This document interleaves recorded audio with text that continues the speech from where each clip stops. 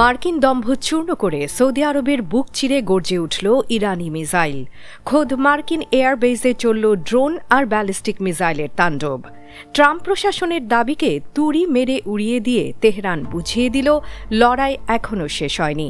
শুক্রবার রাতে যখন সৌদি আরবের প্রিন্স সুলতান এয়ারবেসের মার্কিন সেনারা বিশ্রামের প্রস্তুতি নিচ্ছিলেন, ঠিক তখনই আকাশ চিরে ধেয়ে আসে একের পর এক অগ্নিগোলক।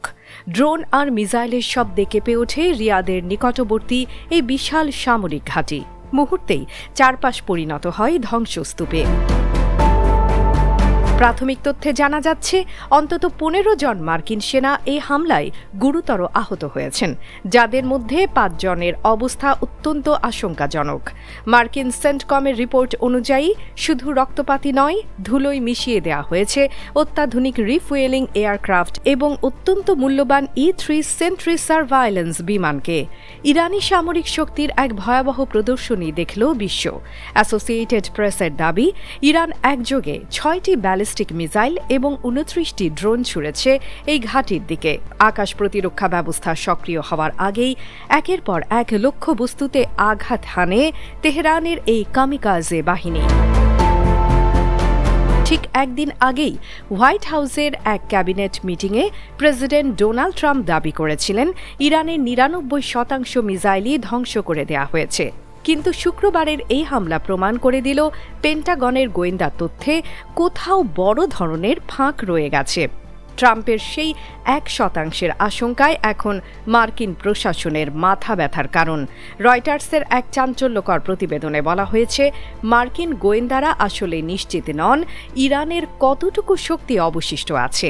যেখানে ট্রাম্প বলছেন প্রায় সব শেষ, সেখানে গোয়েন্দাদের ধারণা ইরানের অন্তত 2/3 মিসাইল এখনও অক্ষত এবং মাটির নিচের টানেলগুলোতে মোতায়েন রয়েছে।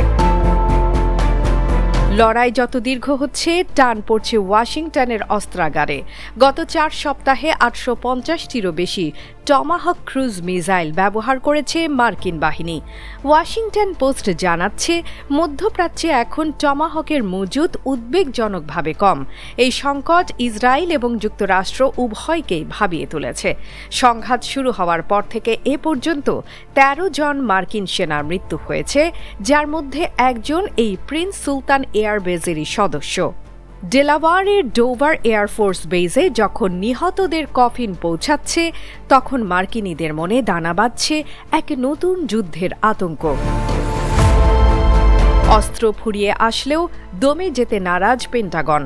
অ্যাক্সিওসের এক রিপোর্টে বলা হয়েছে, প্রতিরক্ষা দপ্তর এখন ইরানের উপর ফাইনাল ব্লো বা চূড়ান্ত আঘাত হানার পরিকল্পনা করছে, যাতে থাকবে বড় ধরনের বোমা বর্ষণ এবং প্রয়োজনে স্থল অভিযানের মতো ভয়ঙ্কর সিদ্ধান্ত।